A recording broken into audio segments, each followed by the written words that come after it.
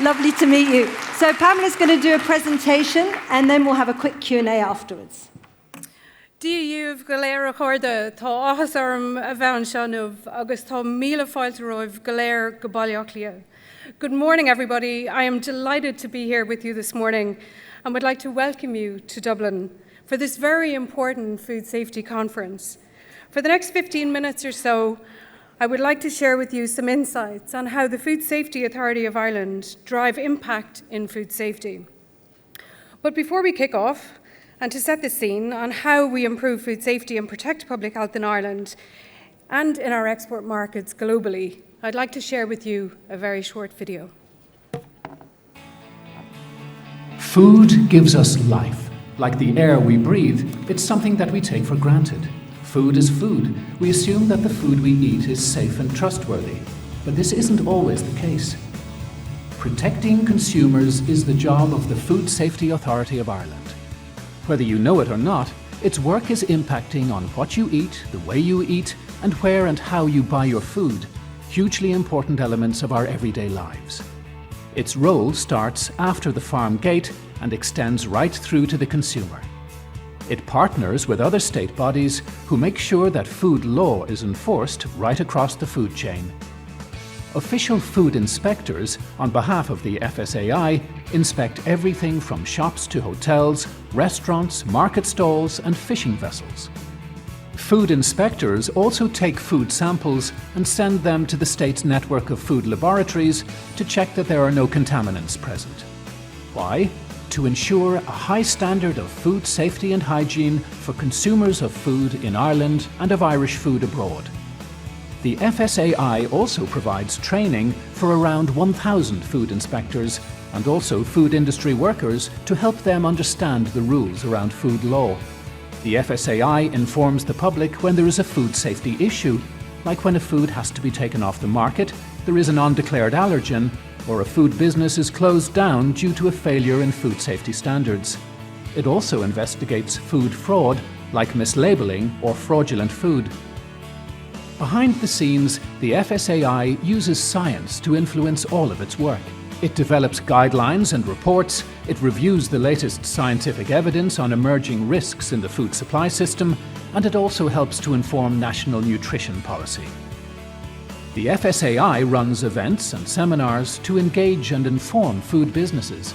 It also has a number of important channels to sustain dialogue with everyone, including its advice line, website, and social media channels. Consumers play a vital role in food safety enforcement, providing extra eyes and ears on the ground. The advice line is there for them to report any unacceptable hygiene standards in a premises or any issues with food safety and help the FSAI make food safer. Ireland is globally recognised as a leader in the safety and integrity of food.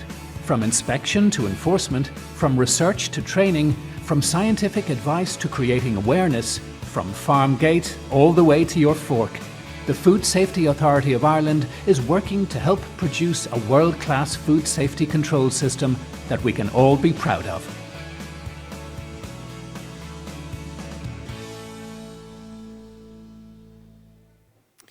On the 1st of January this year, the Food Safety Authority began implementing its 5-year strategy.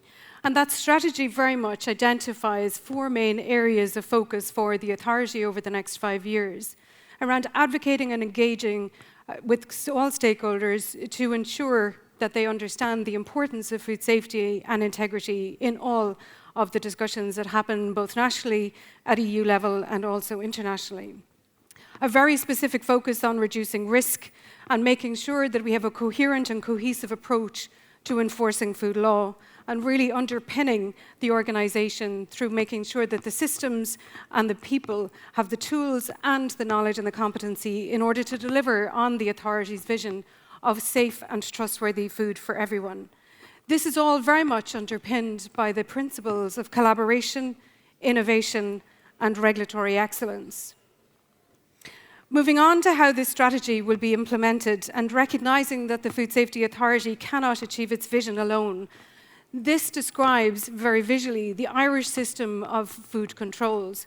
It very much requires collaboration, working in partnership, both on a contractual basis with the service entities of the state, and indeed also with other entities of the state and on the island of Ireland to ensure that we are able to achieve that vision of safe and trustworthy food for everyone. The Food Safety Authority and indeed its service partners are the ones who are responsible for carrying out the official controls. But by working together, we're in a very strong position to improve food safety, to increase public health, and not just for consumers here in Ireland, but also for consumers of Irish food in 180 markets across the world. This is a snapshot of what is some average figures over the last 10 years. On average, every year, the authority takes, with its partners, around 60,000 food samples, which are then tested and analysed by the state's laboratory structure, undertaking about 50 to 60,000 food inspections, and taking on average about 100 to 150 enforcement actions over the course of the year. As you would have seen in the video, we have an advice line. Our consumers are our eyes and ears on the ground.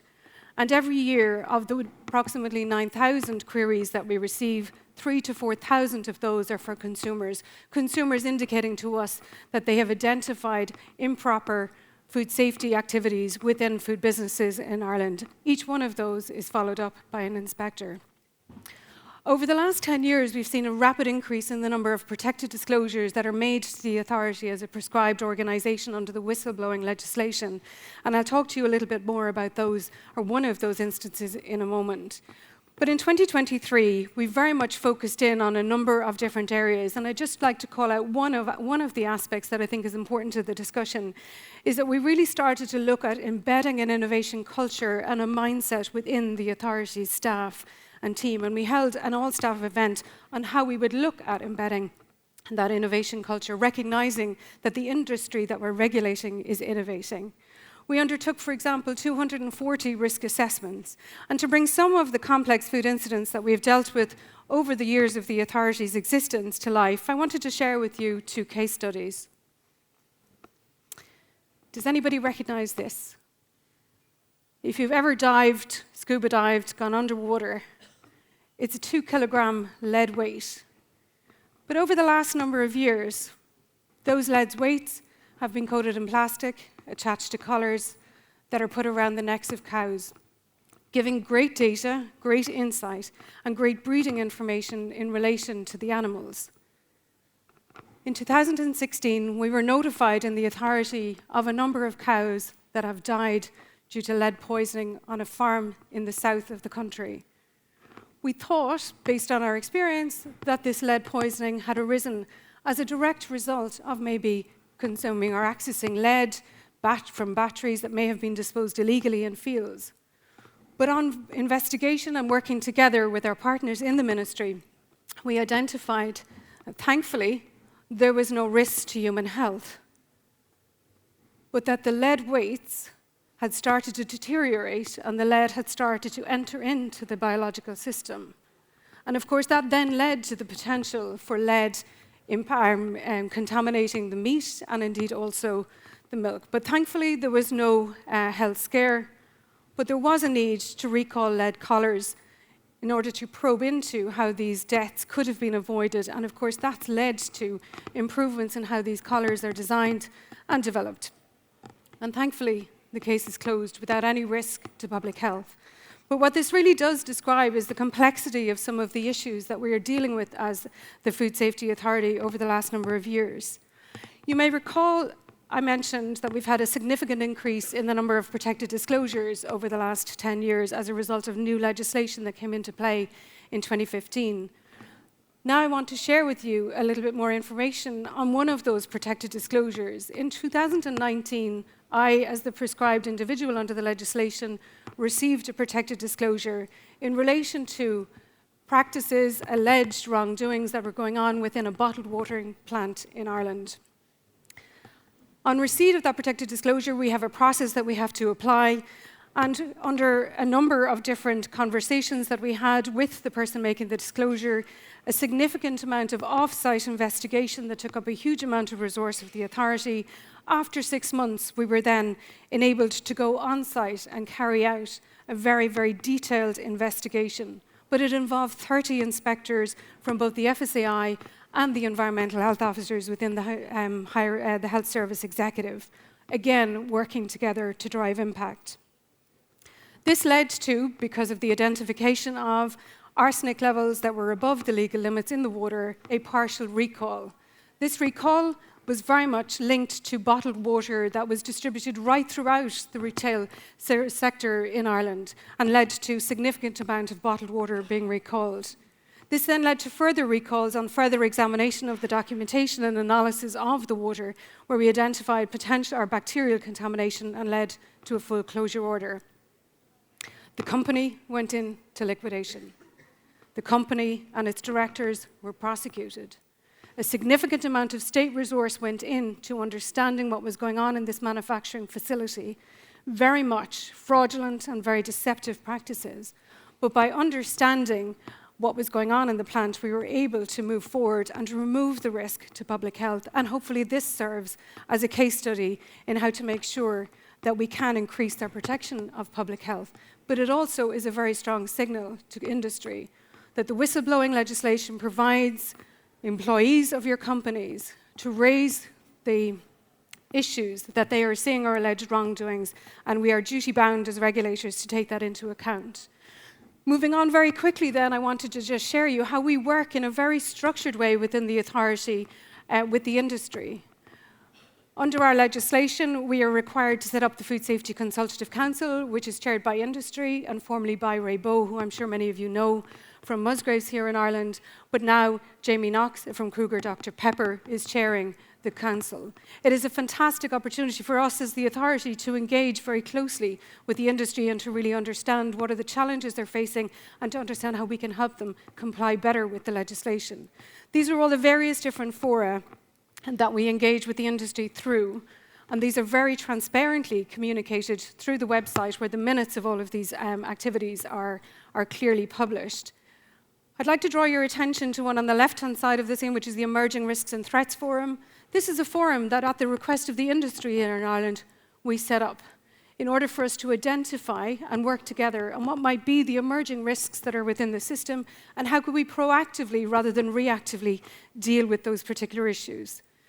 But I'd like to draw your attention to the Food Safety Consultative Council that has an open meeting every year, and over the last number of years it's helped us as a council and the authority understand how AI is being used in food safety. And there will be a report published on this in the coming months on the FSAI website.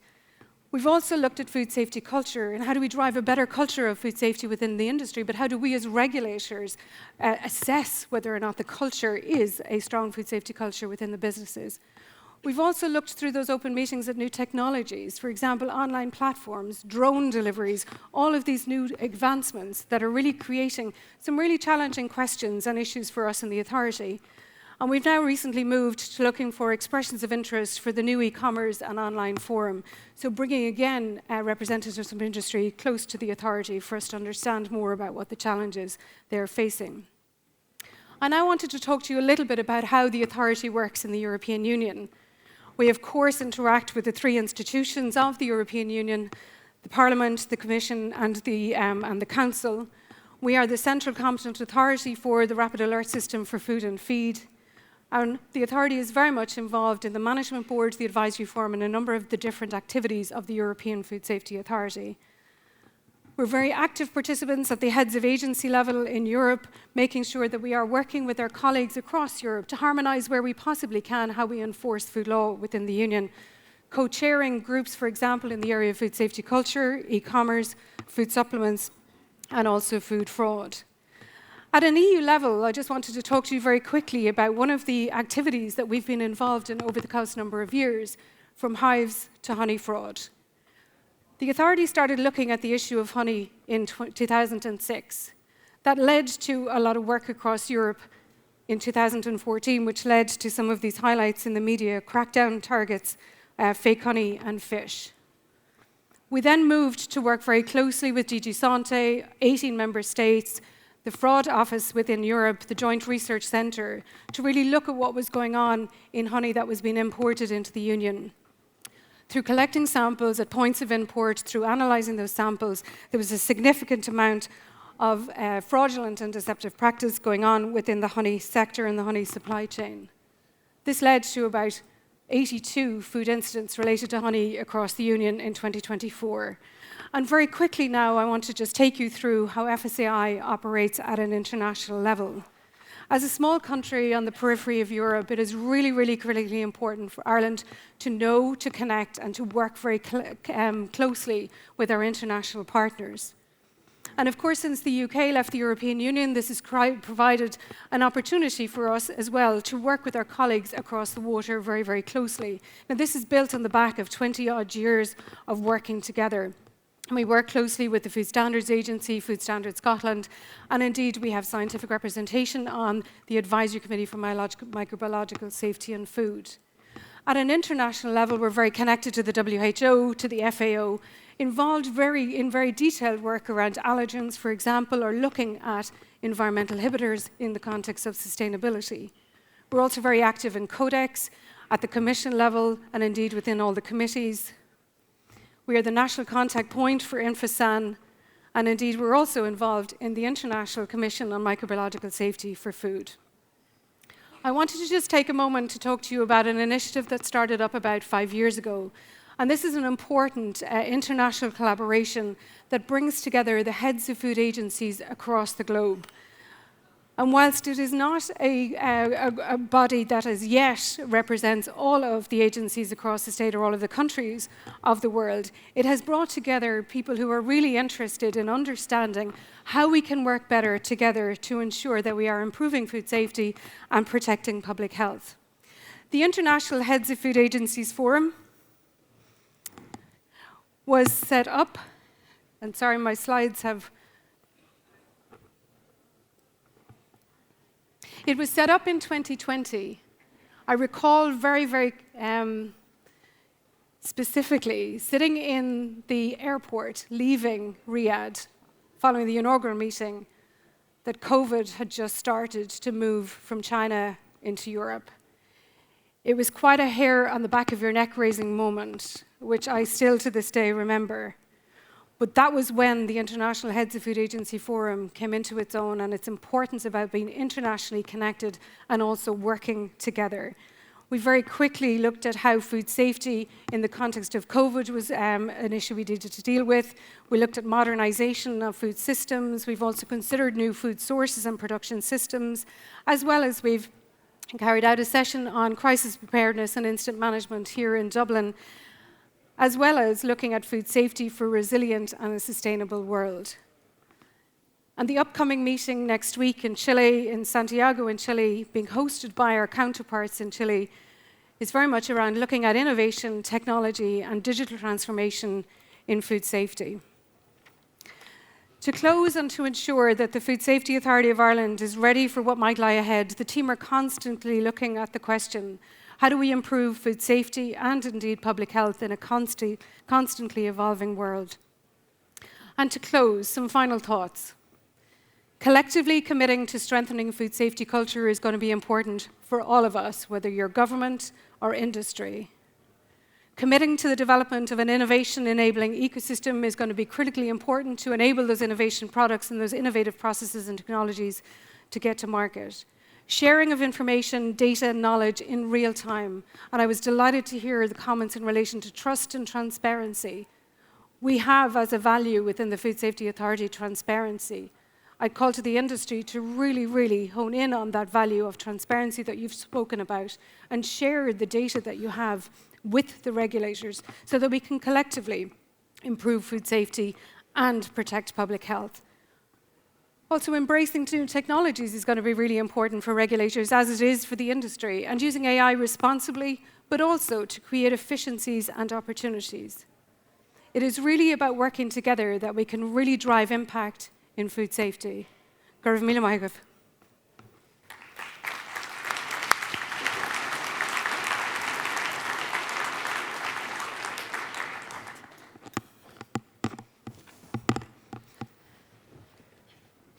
Thank you very much for that insight and sharing all your thoughts. I want to pick up on a few of the points you've made and just get a bit more depth to some of those issues. Now, you outlined many of the stakeholders you're working with. Obviously, collaboration is key. If we look at technological advancements, and you had that in your final thoughts, obviously, and we kind of marry that with emerging challenges, how are you putting those two together, and what are you seeing, particularly, obviously, in the food safety landscape? So I suppose one of the features, and this will be no surprise to those of you in the audience as it is to the Food Safety Authority, is the complexity that we're dealing with has just increased exponentially over the last number of years. Complexity that is really arising from, just changes in the global food supply chain, the impact of geopolitics, etc. But in terms of technological advancements, what we've seen in the authority as being really powerful is whole genome sequencing, allowing us to connect very specifically outbreaks of foodborne illness with strains that are identified within the food itself. And that is allowing us to take more proactive action. So that is an area that we've seen a lot of technological advances, and of course the authority then is making sure that it's up to speed and fully understands and appreciates the value of whole genome sequencing. And that is through engagement with research organizations, for example, through scientists, through our own scientific committee. AI is another area that we've seen a huge amount of a shift over the last number of years, and I suppose the authority has been looking at how do we embrace, or how does it embrace artificial intelligence, using it to create efficiencies, streamline processes within the organization, but also to understand how we can take the deluge of data, the infodemic that we're experiencing, and really start to distill down the science and make sure that that science is really helping us to drive good decision making. And then, of course, this huge number of innovations in the processing technologies area. And I mentioned in my presentation drone technology, for example. We're starting to see almost a collision of technologies from different sectors coming into the food industry and being utilized to deliver on efficiencies, but also on growing consumer demand. And those are requiring the authority and regulators to think an awful lot differently than perhaps what we did a number of years ago. And I guess we're all thinking very differently, not only because of these innovations when it comes to technological advancements and detection, but what about food innovations per se? Is there a rub when it comes to food innovation and, I suppose, kind of emerging challenges in terms of being able to apply robust safety standards? So I suppose, first of all and foremost, it's important that we have good quality safety standards in place, nationally and at international level. And of course, as I mentioned, we're very much engaged and committed to Codex through a number of different engagements. So that sets the international context, I suppose, that we're operating within from a standards perspective, but making sure that our scientists are knowledgeable to engage in those discussions that are developing those technological standards, or those standards. And how that has been done in the authority over the last number of years is by allowing the scientists to go out into the industry, to see what is going on in the industry, to understand the innovations, the technologies that are being used by the industry, bringing that knowledge back and trying to think about how do we now incorporate that innovation, that technology, those advancements into how we think about how to regulate the sector into the future. I suppose the other way in which the authority is very much looking at the innovation that's going on within the industry is by understanding what's coming out of the research system as well. Because an awful lot of what's going on in the research and academic system in Ireland and indeed globally is very much around that innovation, or being at the beginning of that innovation and the science that's driving that innovation. And really getting a handle on that has been really important for the authority, really to ready the authority to make sure that when we are engaging at a European level in the development of regulations, that we're feeding in as much as what we know in terms of how the industry is innovating in Ireland. And in your kind of presentation, you went to some lengths to stress the importance of international cooperation. It's the importance of meetings like this. But anybody who opens a newspaper, switches on the news, realizes that international cooperation is beginning to break down. in some respects. I'm wondering what that's like in the food safety space if we look at emerging challenges, food safety challenges. Are there any challenges that you can identify now that will require this kind of international cooperation to be able to meet them? Yeah, maybe just to go comment on the earlier part of your comment was very much around, I don't see, as it stands at this point, that there's any reduction in the commitment that the international partners in the Food Safety Authority has in terms of improving food safety and sharing information and sharing knowledge about how things are carried out or how things are done within their countries. I think that commitment is very much demonstrated through the fact that our Chilean counterparts have decided to host the International Heads of Agency Forum, as I said, in Santiago next week. And indeed, that will bring together a number of the heads of food safety agencies from across the world to really unpick some of these challenges. But my own experience is that food safety, and I think you said it earlier on and many have said it, it's non-negotiable. Every food system, regardless of whether it's a local or a global system, has to be safe at its core. And this is really critically important for us all to understand and to recognize, regardless of the politics and of the other challenges that we're facing. But I think where it's going to be important into the future is very much around kind of understanding the complexity of global supply chains, how regulators across the world are regulating in particular spaces as innovation evolves over the course of the next number of years. And I think that's really where international cooperation will start to really come into play and be really important in ensuring that authorities like the Food Safety Authority can actually interact and work very closely with the international counterparts. And then just to close off, so Ireland is one of the leaders when it comes to food safety and innovation. What are some of your priorities today to ensure that you kind of maintain yourselves in that space? It's probably a slightly unfair question to ask me as the former CEO of the FSAI. It might be best to ask the new CEO of the FSAI. But what we have committed to in the strategy very much specifically identifies what the authority is going to focus on. But of course, inbuilt into that strategy is very much the ability to be flexible, to react to what is going on outside for which the authority has no control over. I think it'll be important for the authority, but indeed all of us, to commit to a data-driven approach to food safety, connecting with our stakeholders and listening very carefully to the stakeholders and what they're saying or the challenges that they're facing, but also hearing about the innovations. And if I was to put one call out to the industry, and what we found, and my experience in the authority has been very much around, when we engage with the industry, we listen to what is going on, we very much can work together to bring about a better solution or a better outcome for public health and improving food safety.